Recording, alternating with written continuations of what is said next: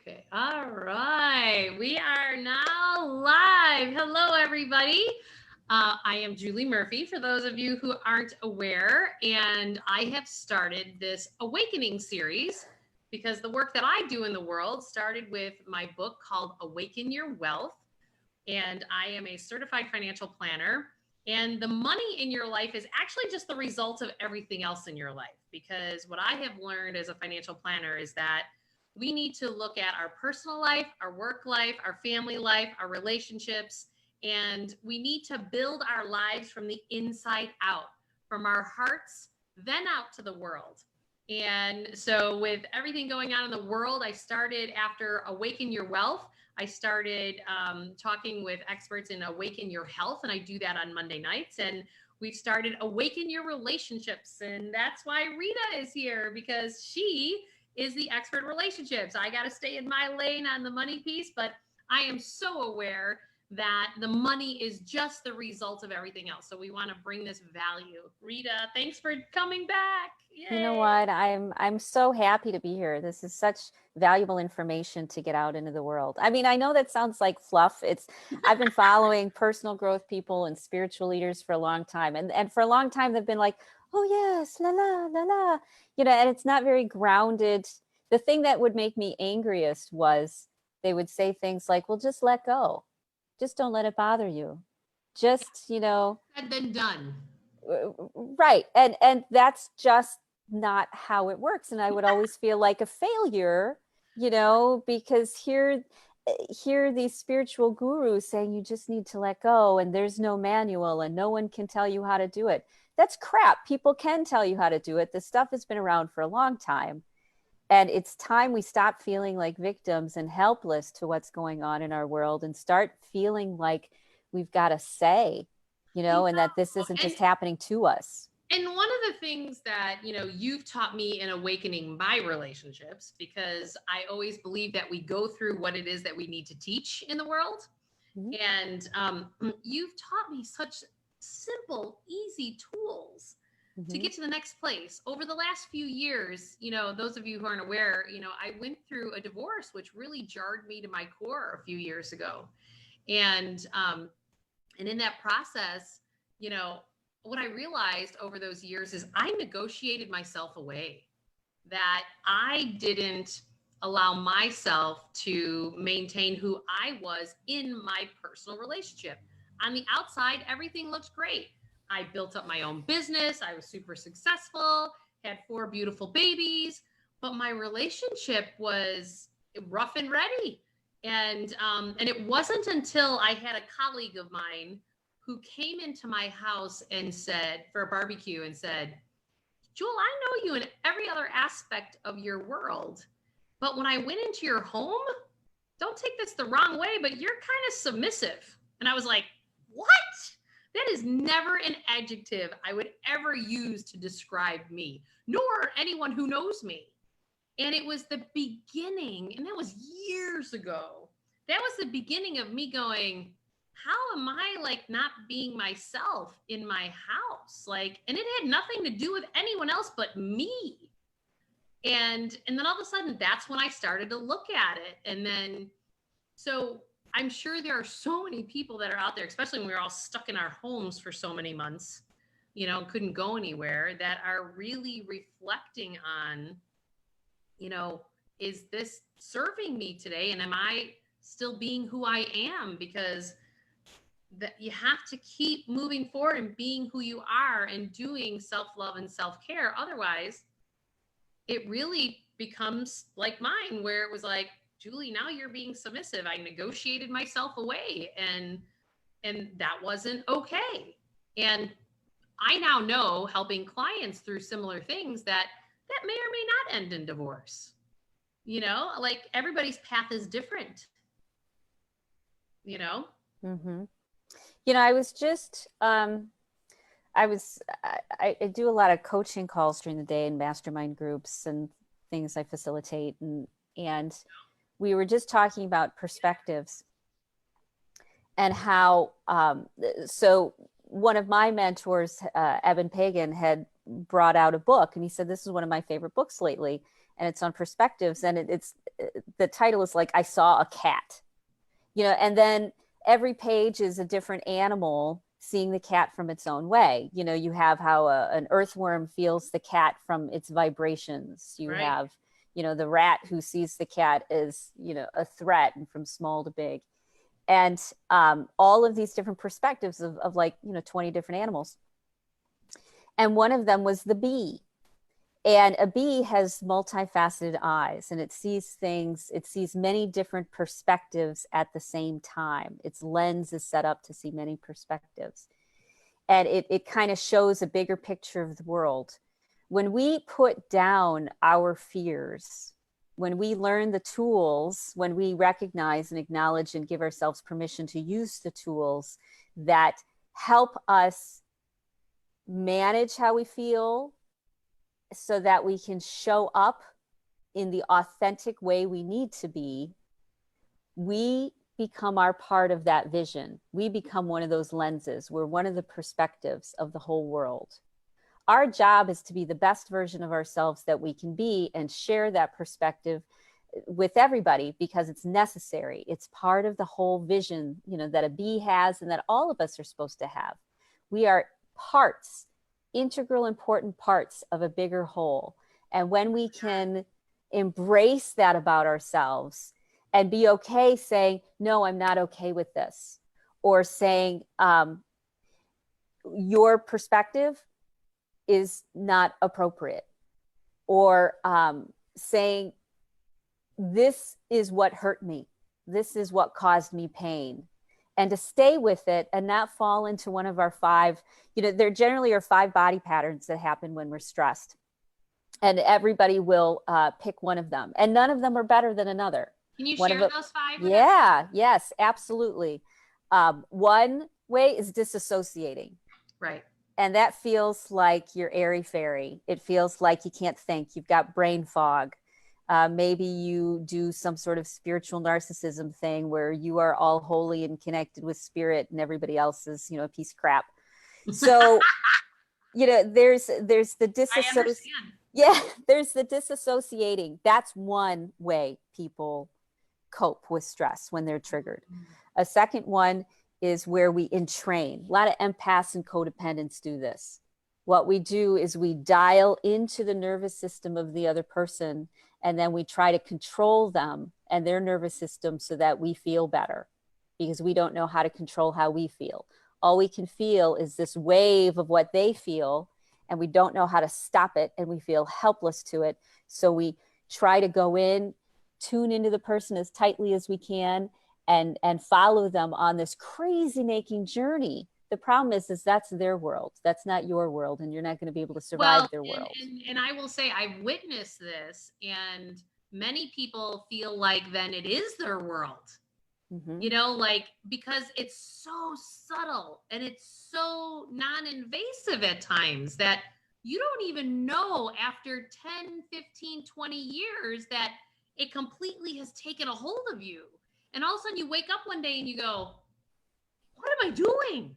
Mm-hmm. You know, because when it's not actually you, then mm-hmm. you sit there and you go, you have that wake up call at some juncture, because the wake up call, I always say, we work things out or we act it out, and we do it through our health or through our money and, mm-hmm. and in our relationships as well. Right. Mm-hmm. And mm-hmm. so if you're not addressing the stuff in the relationship, like the words and things that you're talking about, like using verbiage to acknowledge your feelings, then you're going to call in a health crisis, which this is what happened in my world. Like, I had 7 people from different arenas. One, a good friend of mine from grammar school, another business owner, an estate planning attorney that I do business with. They all called me within a week of each other telling me, Julie, I had this dream. You have to go get a mammogram. And holy cow, that's crazy. That's weird. Yeah, so that is weird. Finally, I was like, okay, I guess I'm getting to that age. So I went, and they found a spot.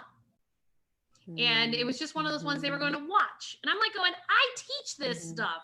And I just stood there and I said, what is it that I'm not addressing in my life that needs to be addressed? Because disease is developing in my body, and I got a warning sign. And that was the year I actually started my marriage counseling.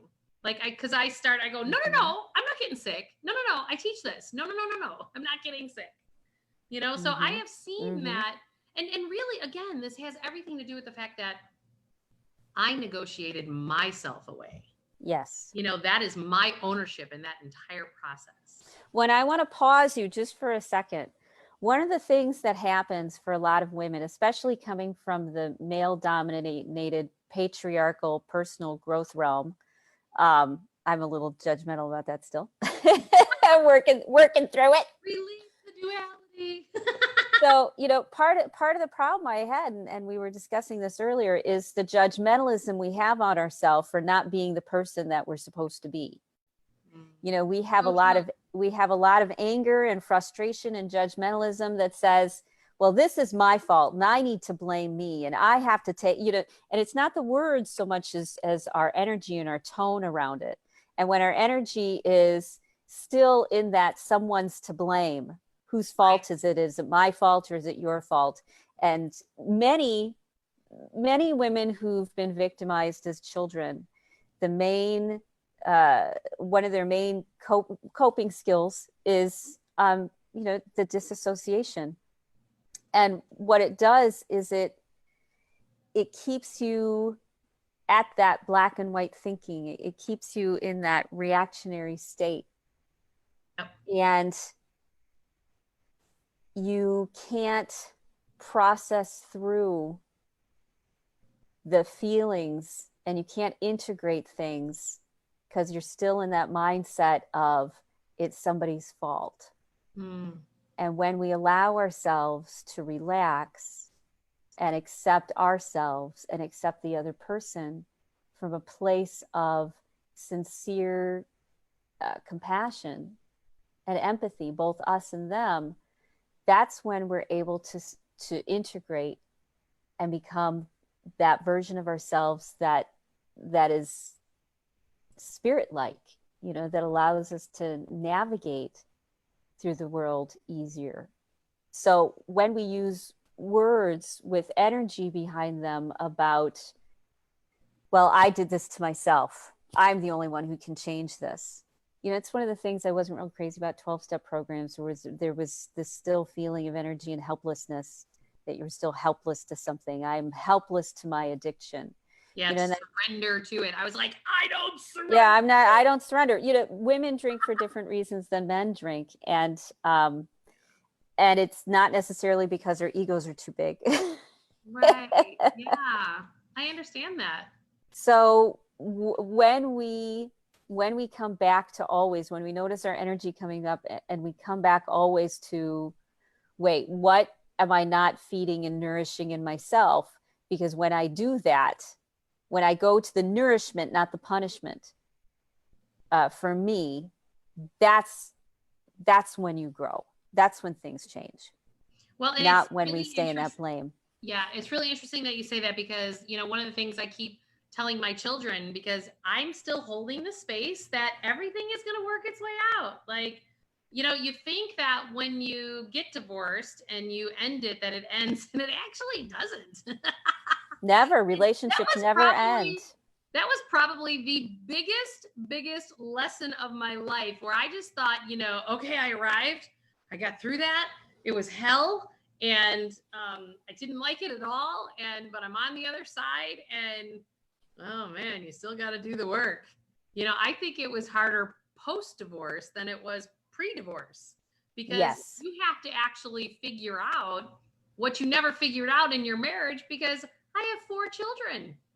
And I will say that all I ever keep telling my children, no matter what rises up, I just keep telling my kids, I'm like, love and compassion. What is the most loving and the most compassionate response we can have with anything that bubbles up? Because we're still a family. We're just a family that doesn't live together anymore. Mm-hmm. And it's about like, okay, what's the most loving and compassionate thing that we can do? Because in the end, at our core, none of us are bad people. None of us. And it's like, okay, we all just have these conditions or behavioral patterns that come from whatever wired in our brain from our childhood. And I believe that this is kind of energetically what is being cleared out of our system. You mentioned earlier the patriarchy system, right? Well, this is about that things are no longer going to come from the patriarchy system of fear and competition, and that we have to have more acceptance and more love and hold space. Like, we have to integrate this with the divine feminine, which I saw you do earlier, the figure eight. I have rings that I wear that are the figure eight, because to remind me that we need that balance between the masculine and the feminine. And I think about little subtle things like, I always love to walk around Tiffany's when their stores are open, and a couple years ago, they came out with this whole series of all these infinity symbols and all this jewelry. I'm like going, wow, and look at what we're going through as a society right now, and how symbolic. It's like so weird how divine energy, whether you believe in God or universal energy, to me it's semantic. It's all the same thing. Well, you're part of a community consciousness.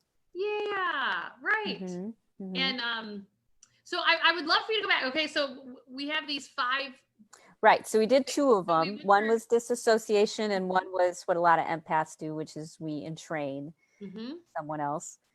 A third one is where you just put your head down and get the job done. You put your blinders on, do what you got to do. That's the endurance. Yeah. A fourth one is the aggression. So aggression isn't any better or worse than disassociation. It's not any better or worse than enduring and ignoring everything else around you and getting the job done. They're all distress responses. And then the last one is rigid thinking, where life, it is black and white. We can only see that it's yes or no, black or white. So when you can recognize when you or someone else is in a stress pattern, the only answer is to get you out of the stress pattern. And it's love and compassion, I suppose. Yes. Yeah. And it's also things like, exercise or drinking a glass of water. Think about emotions from a physical component here. Right. You can actually do something with your emotions by the physical choices that you make. You don't have to stay trapped in them. And they heal. Every time you get triggered and you go for a walk and then feel better at the end of the walk, you just did a healing in your brain. You just dissolved or worked on dissolving one of those trauma triggers.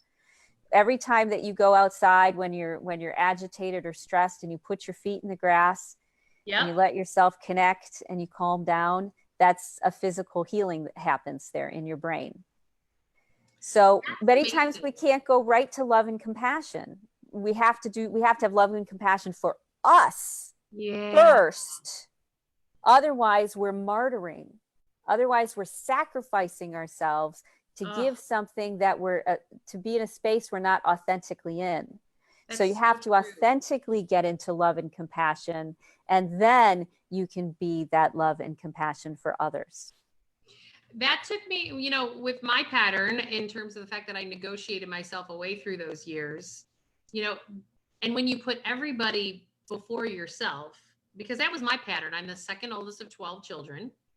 And so you just took care of everybody. It was how I grew up, and that's what you did. And it was and back then, the right thing to do. And I wouldn't change any of that. I love helping people. I'm a huge giver, but I forgot to give to myself. Yeah. You're an important part of the whole. Yes. And it was like, and that's part of my challenge with Catholicism and religion today, because of the fact that it's like, then you're supposed to have all this guilt if you do for yourself over other people. And I'm like, I really don't resonate there anymore, because I'm like, God, yet I love some of the traditional things of being Catholic, but in the same token, I'm going, I am so ready to release all this fear-based judgment, guilt, and shame, and because that is not serving humanity at all. Right. And that's that patriarchal thing I was talking about. And no matter what religion you're in, no matter what spiritual path you're in, you are always going to find that spiritual narcissism, where it's based on being better than, or ego, or knowing more, or giving more. It's based on your actions, not based on who you are inside of yourself. So yeah, I broke away. I would read all the self-help stuff. I'd go to all the Hay House stuff, and the focus would be, you need to love more. You need to have more compassion. Oh And I'm my like, screw that. I'm being victimized every moment of every day. I have nothing left to give in the form of compassion, except to have enough compassion for myself to say no more. Well, and that's the most self-loving thing that you can ever do. Yes. Because it's putting up those healthy boundaries. Yes. And that is not a natural thing, I think, for most women. Yes. I think men hold the boundaries much better than women do. Oh, yes. And so we have something to learn from them. That's the thing we need to remember. We think we never want to be like our abusers. We're like, we never want to be like that. So we're going to go the opposite. And then, oh, look, here's this personal growth stuff that says I'm right on track. I need to love more. I need to have more compassion. I need to go, yes, that's right. I'm right. I'm right for following this. I'm the right one. You're the wrong one. Yeah. And instead of realizing that, which is just as bad. Yes. Just as bad. Right. Yeah. It's just as harmful for us. It's just as harmful for our inner self, which is the thing we're really talking about. Right. And so when we can adopt the qualities that someone who has that stronger ego or coping, whatever it may be, they've got some nuggets that we can learn from them. How do you protect yourself from people who are jerks? Ask the bullies. The bullies will tell you how you protect yourself from bullies. Listen to them. And many times, if you can help them calm their nervous system down, their genius is able to come to the surface, and you help them manage their crazy. Yeah. I've witnessed that in my life for sure. Mm-hmm. Wow. Mm-hmm.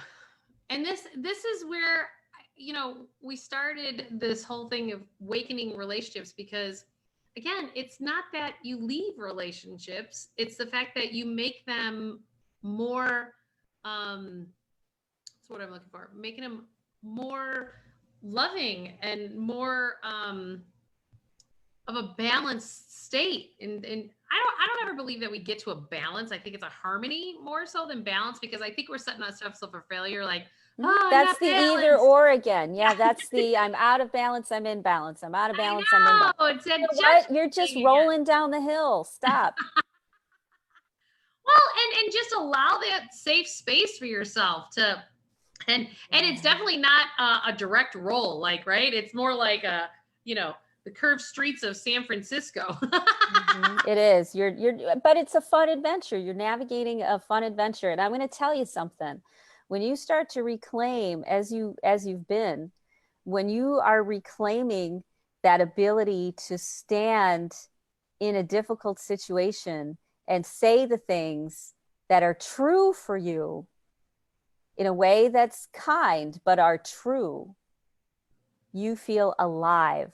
You feel alive in a way you've never felt alive before. Mm-hmm. And it's scary because you feel like your chest is being ripped open. Yeah. And that it's not painful. It's just like, it's what I would imagine, of someone in war, and their chest is ripped open and they can feel the breeze going across it. Right. They can feel the breeze across their skin. And that's how it's that wound coming to the surface when we stand there and say what we need to say without judgment for either party, but truths that we swore that we would never say. I would hold on to mine like poker chips.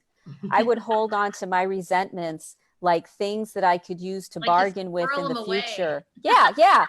Okay. When I'm ready to leave, I'm going to take my little hoard of poker chips of resentments and I'm going to bring them over and I'm going to say, here. Well, and then I'm going to be done. Yeah. Mm-hmm. And all that does is create disease in your body. Yes, it does. Realize what we're doing to our own physical bodies on a cellular structure. Yes. When you do that. Yeah. So I learned through multiple things. My first book is The Emotion Behind Money. And so I've really been in tune with the emotional side, with the work that I do in the world. And even you've helped reinforce this with me, and the fact that when we don't process our emotions, it crystallizes in our physical bodies on a cellular level. And that crystallization, and I know I'm simplifying this, but it builds up over time because we're not addressing or feeling our feelings of what's really going on in our relationships.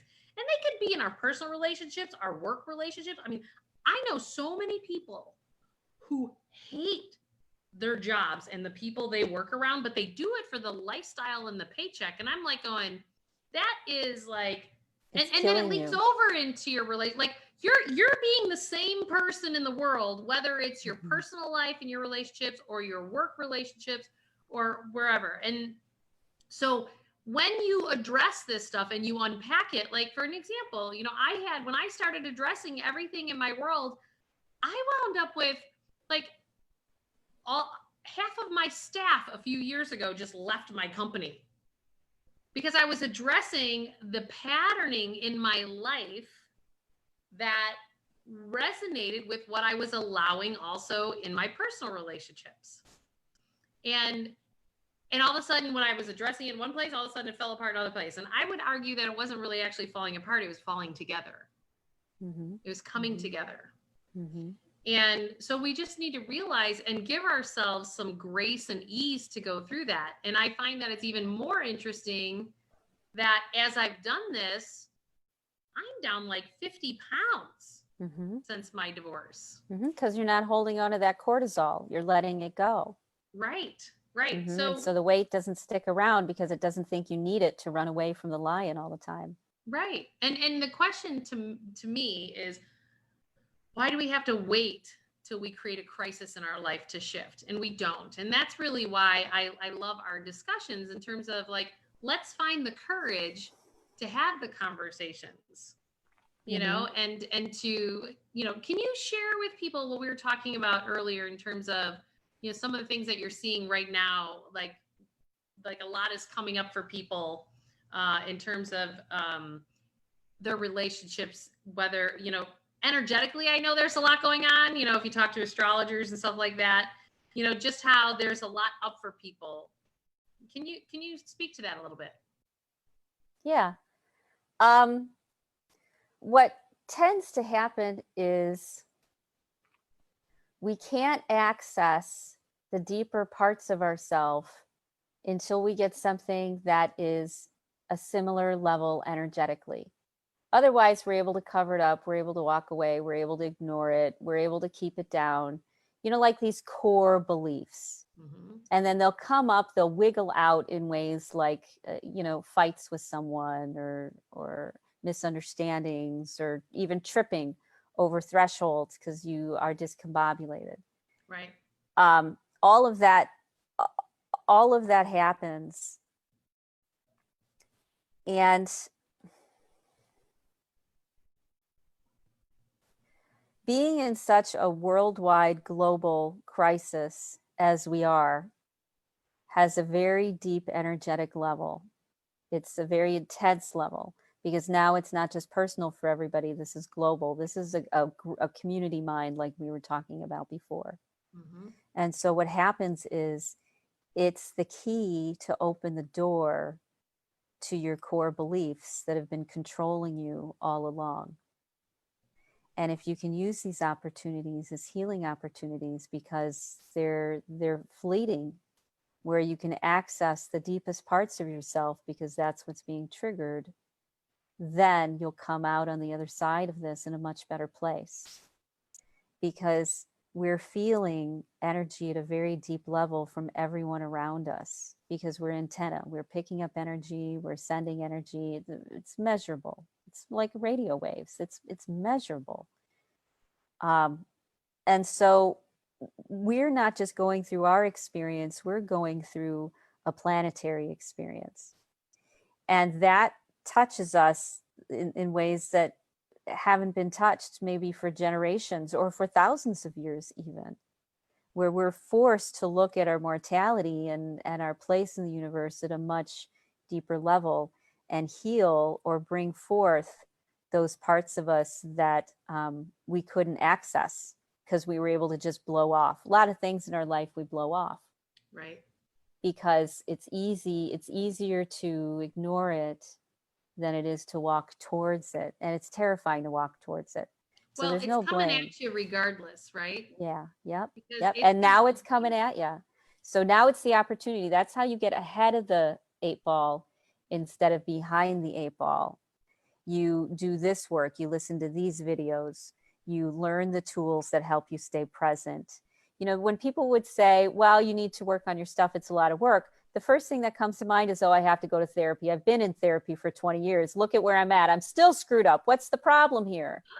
The hell? You know, therapy is only one small part of the big picture. We also have to look at changing how we treat ourselves and how we treat our body and how we treat how our body works.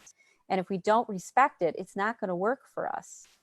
Well, and I will tell you that, you know, I went to Deepak Chopra's symposium where he brings all these PhDs from around the world in 2012. And, you know, I had done energy work for about 5 years at that point. And this PhD in quantum physics stood there and said, what used to take 10 years in traditional therapy can now take 30 seconds if you're working with somebody who works in the holographic layer of the universe.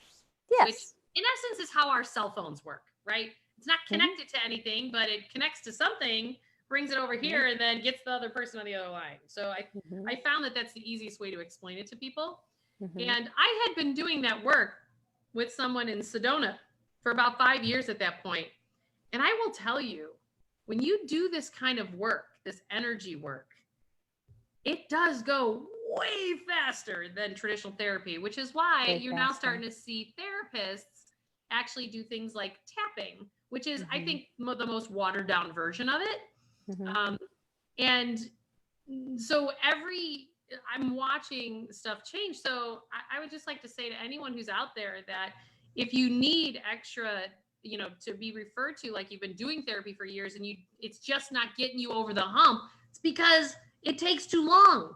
And, you know, you can reach out to Rita or reach out to me, you know, juliemurphy.com or inspiremassage.com, because we both have resources to help you through this, to get to the next place. Because if you've been doing the work, which so many people that know that they're in relationships and they've recognized their inner child, they've gotten to that piece, they've done all the traditional stuff, and it's still not over. They know they've got daddy issues. They know exactly what those daddy issues are. Right, but you can't solve it up here in the state of the mind. Right. You cannot solve it here. You have to solve it through your nervous system and your body. And yeah, because that's where it's trapped. You've already cleared it out of your mind. You've already had little Post-it notes all over the place saying, I am beautiful and life is good. You know, you've already been doing it mentally. Right. So you've been doing that work.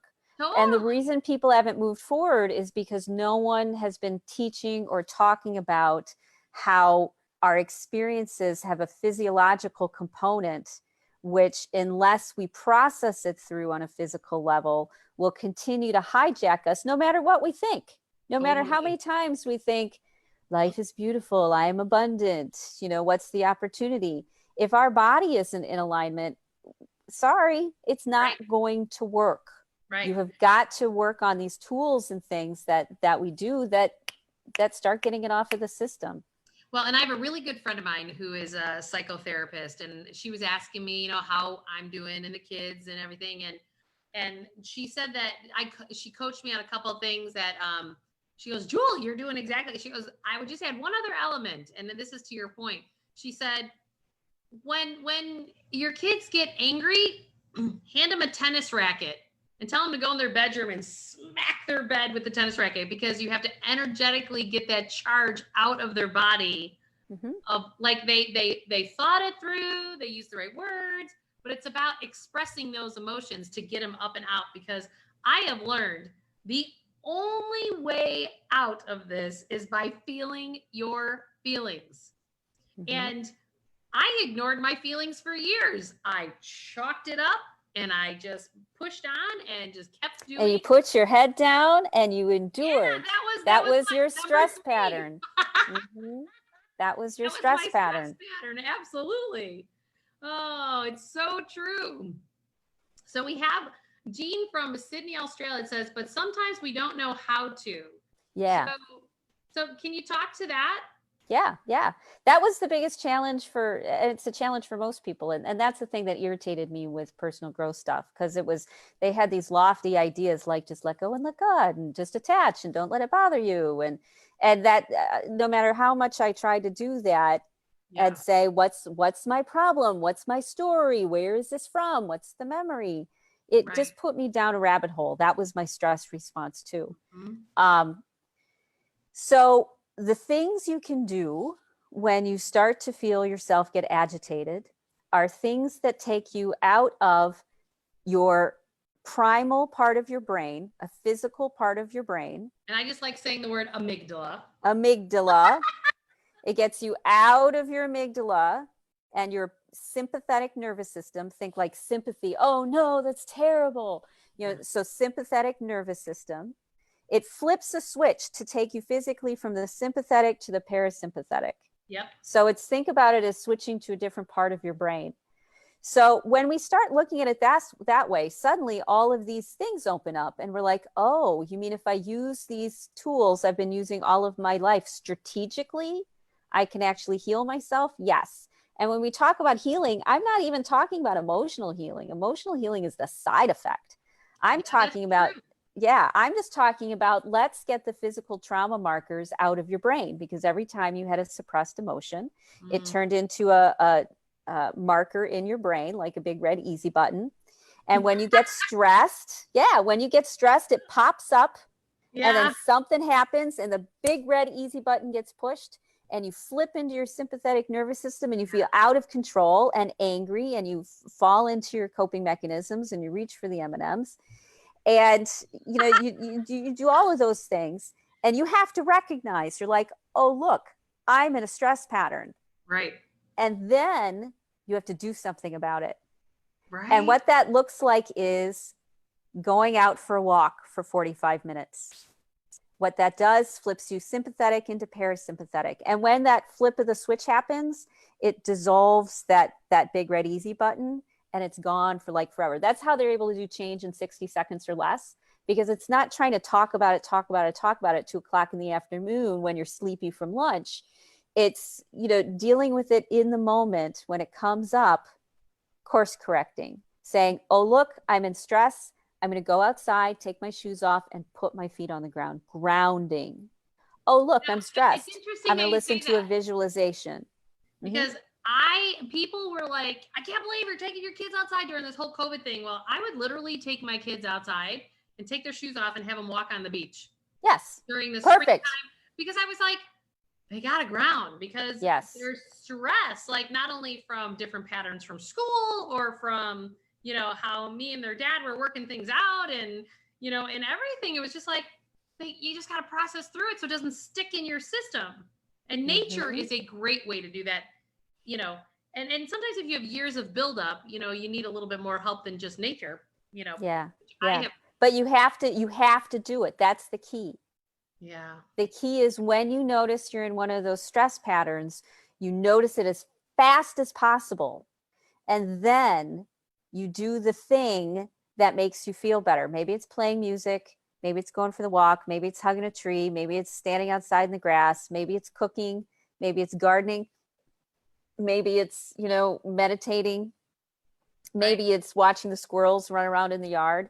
Right. But you have got to do something, anything that flips you out of your sympathetic nervous system. And by doing that, you heal yourself.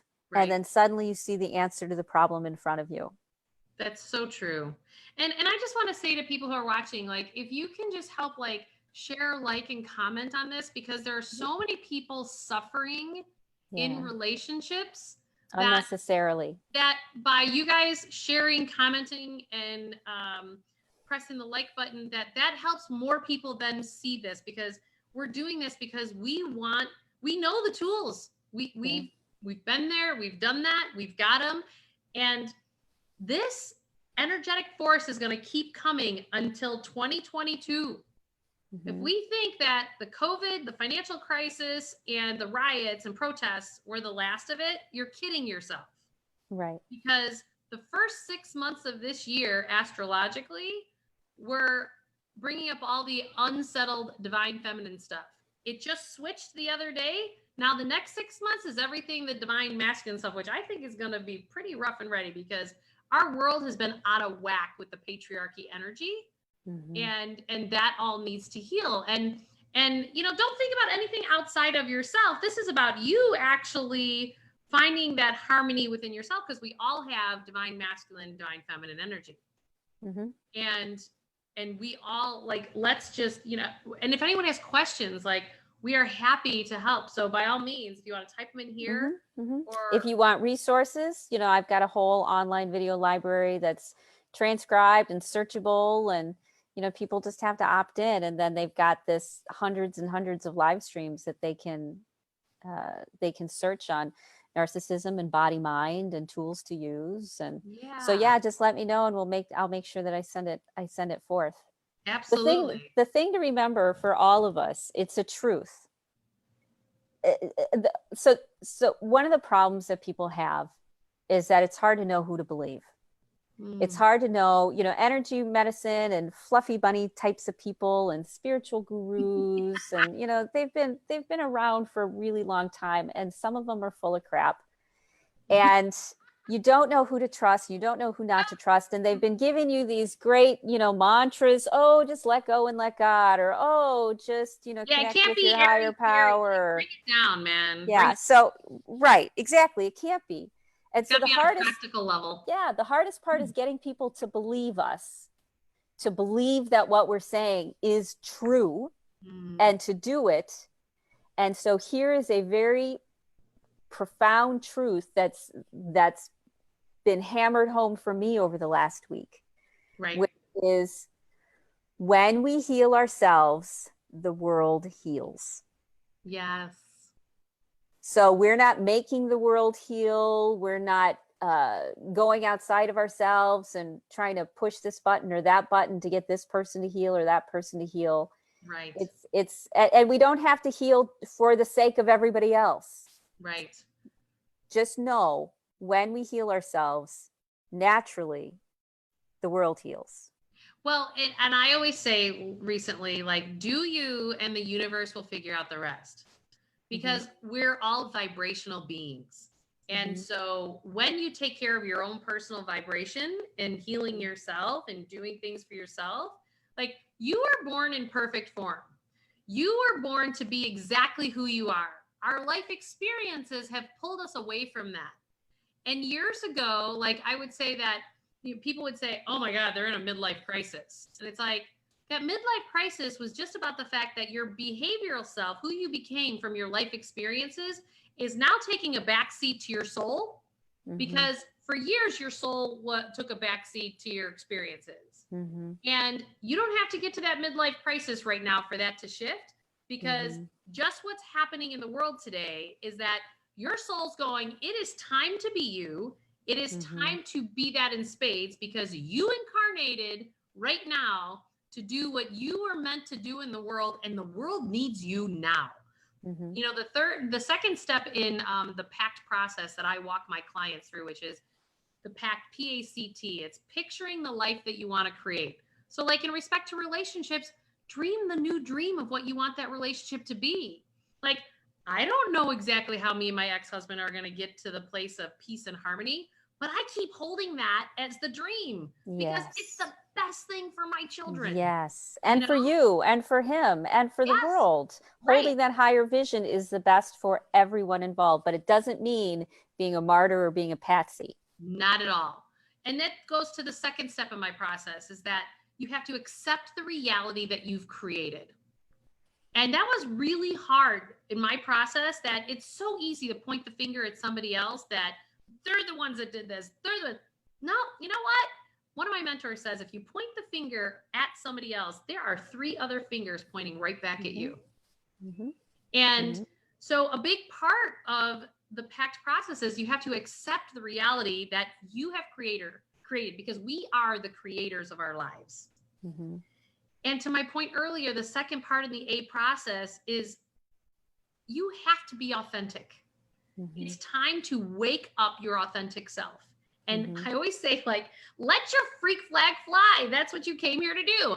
I am a financial planner that has merged. I had somebody write a quote after they read my book. They said, if you were to take Gandhi spiritual practices and Warren Buffett and put them into the same book, that is Julie's work in the world. And I was like, oh, wow, that's really validating. like, wow, I like that one. But that's it. There's I've been told there's a ton of spiritual books about prosperity and abundance, and there's right, but they're impractical ones. Right, and because there's then financial books, but there's none of them that take it and put it together, and that's why I put that together, because I've got a foot in both worlds. And the reason that I know that this stuff is going to keep happening until 2022, because both of my worlds, the economic analysts and the woo-woo people and the astrology stuff, is all happening until 2022. Like, it's the same dates. And we are all going to be pressed in our relationships to fix this stuff. And the only thing to do is really be you. Well, this is what surprises people. You know, people think, or many women think that I work with, that, you know, okay, so they were victimized and abused by someone, and they decided they never wanted to be like that. And so the ideal person to be was someone who was always kind and let things go no matter how much they hurt, and forgave everyone, at least on the surface. That's the image we try to create. That's the lie that we were told, that that's who we need to be, that that's the best version of ourselves in the world. What you start to find out when you start to stand up for yourself and say things and say, no, let me explain to you the truth of this situation, and I don't care how, you know, and let's see how you take it. Right. That's how people need us to show up in the world, because they're blinded by their own fears and insecurities and issues and past, and they're good people who can't see past their nose. And so as leaders, it's our job to step out and say, no, I'm not going to let the lunatic drive the bus anymore, because it's going to destroy all of us. And I'm not ready to go. I like life too much. I'm having too much fun. So we have to step into it and stand for those things that we never thought we'd say. We never thought we'd do, because it's not nice. Or because no one will like us. Yeah, be polite, be good, be, you know. I mean, learn that doesn't get you anywhere. No. I mean, my dad loves me like no tomorrow. He's so proud of me, but he still does not understand why I'm not barefoot and pregnant. Like, he's so old school. He just always is like scratching his head with me, you know, and he's just kind of like, well, Julie, if that's what you think, you know, but it's like, we don't even know how many generations going back that this is sitting in our DNA, in these patterns of why our relationships are what they are, you know? So we can't know. And that's what's confusing for a lot of people, because when you don't have a trauma, like a big trauma, like I was molested, or, you know, you know, something traumatic happened in my my life, or, you know, we get so sidetracked by that, and we need to come back to, no, these are things that happened, and now who do I want to show up in the world as? Right, exactly. And just know that that's another part energetically what's happening, is that we came to incarnate right now to clear a lot of this ancestral stuff. Because this patriarchy energy started when Jesus came. So it's been about 2,000 years if you look, because it was the age of Aquarius that we're entering into, and it was the age of Pisces that we're moving out of. And it's this dance between the masculine and the feminine.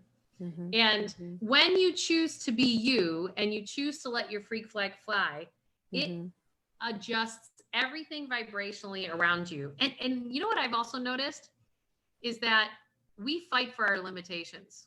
Yes. So things then start to leave, and then we go, oh, but let me grab that back, because it's familiar, even though it's really bad or it's not good, it's familiar. So like, and I believe that it's because literally in our physical bodies, you know how to operate that way, and you don't necessarily like the uncertainty of operating a different way in the world.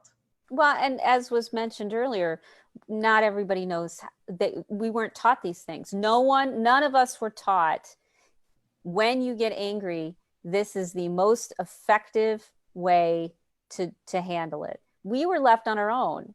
You know, a lot of We people didn't were talk left about to, yeah, you didn't talk about it. You're left to figure out what it meant and what to do with it.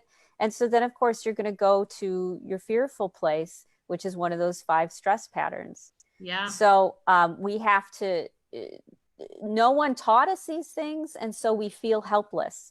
But it's our job to start teaching these things, bridging the connection. When you're upset, this is what you need to do. When you're upset, this is what you need to do. Right. I can't tell you how many conversations, text conversations I've been in with people and been like, oh my God, how am I supposed to respond to this? How am I supposed to respond to this? While still being triggered. Right. When in reality, you need to get yourself untriggered and then you'll respond. While being triggered still. That, you know, I remember Deepak saying to me, you just have to sit in the state of observing it all. And I'm like going, observing it all? You know, I grew up outside of Chicago. We don't observe much. We get going. We engage. We we attack, because that's our stress. Our stress response is to go after you with a tire iron. Clearly, I'm clearing something out of my throat on that one. Yes, exactly. It's so funny at where it sticks. But it's just a stress response. When we can recognize when we're doing that and feeling that, and love ourselves enough to not let ourselves stay in that stress response. Oh, that's so true. You know, you don't want to be in that stress response. You don't. It doesn't benefit you. It doesn't benefit anybody. And so you have to say to yourself, I don't like this. I don't like feeling this way. So what do I need to do to not feel this way? I'm going to put the world on pause and I'm going to go for a bike ride. Right. Well, that's more efficient than sitting there and putting your head down or confronting, or, you know, it's much more efficient. Well, and that's where I talk about, even from a money perspective, that, you know, you have to clear up your past while living in the present moment and planning for the future all at the same time. It's complicated. It is, you know, because if you spend too much time in your past, then you're going to get into a state of depression. If you're way too much in the future, then you have anxiety. And then in the present moment, that's where you find peace and harmony. And so if in the moment, regardless of how your mind wants to hijack of all these other things that you need to do right now, if you're being drawn to take that walk and find that peaceful moment, like that keeps you in your present moment awareness, being the observer, staying in a state of neutrality, so that you're then not like reacting from your conditioned self, but you're staying in a place of wholeness as you process through whatever needs to process through. Exactly. And I get it. It's easier said than done. And just allow yourself the space to know it's building a muscle. And you're learning to remind yourself to stop yourself from going down that rabbit hole. Yeah, it's like, I don't want that anymore. I don't want that, so I'm going to do this instead. I realized in my reactivity, I was creating chaos and drama, because I'm a force to be reckoned with. I have a you're a natural, you're a natural disaster waiting to happen. Yeah, and watch out. If you would have tripped my wire 10 years ago, I understand. Watch out. You know, and because it took me a lot to get there, but once I got there, it was like, whoa. You know, because I took it, and you absorbed it. You know, it reminds me, did you see the movie Black Panther? And he had the outfit that absorbed kinetic energy and stored it until it was ready to be released in a powerful wave. That's what we do. The thing is we have to clear the kinetic energy faster. Otherwise it can be very destructive. Right. And you're right, because everything is energy. And so we're absorbing all of that energy. We're absorbing it, other people's stuff, our own stuff we can't process, stuff we have a judgmentalism about. And we absorb it and absorb it. And it'll either make us sick by warping our body like a metamorphic rock does under heat and pressure, you know, or it will expel it and it will break all the windows, but now we have to pay to fix all the windows and sweep up all the glass and apologize to the people whose windows we broke because they probably weren't ours. You know, I mean, suddenly there's all these messes to clean up because of our immediate overreaction. Right. It's like our explosions. Yeah. We have to manage it faster and more gracefully. Right. So, and Any tips and tools for people to do that faster? Any Um, come to I, mind? I do have a few, but I only have about 2 minutes left before I have to hop off. Um, Well, they can also get, you know what, why don't we just tell everyone, they can reach out to you if you're looking oh, for, yes. yeah. And you know what, we're going to be back next week, Next week. 9 a.m. next week. Like, let's help you awaken your relationships. That's why we are here. We would love you Yes. to, like I said, like, share, and comment, bring us questions. You can direct message me. Again, if you want tips and tools, you can come to juliemurphy.com. And happy to be a resource there for you. Sign up for my newsletter, because I'm putting resources like Rita out there every 2 weeks. I'm highlighting somebody new to help you in your journey and in your life. And Rita, how can people find you? Go to 𝑖nspireMassage.com. And if you look on Facebook for Rita Hickman or Inspire Massage, or even narcissism, you'll find I pop up kind of everywhere. And so I do daily live streams, so everybody's able to follow the live streams, get to know me better, and really learn at their own pace about what's going on. And then when people want to work with me closer one-on-one, if they want to speed up the process, like 10x the process, then we'll coach together, and they don't have to stay here as long. I've got a whole 10-week program where really the results are amazing for women. Well, it's time for us to take our power back. Yeah, because the world is being destroyed because we have allowed that to happen, and we have to stop. So it's time for everyone to let your freak flag fly. Absolutely. Absolutely. I'd like to thank you for coming on for another week, and I look forward to all the future endeavors that we have, because it is time for us all to be very happy and joyful in our lives, and because we all deserve it. Yes, I agree. Thanks, Thank you, everybody. Julie. Thanks, everybody. I'll see you next week. Okay. Bye-bye. Okay. Bye.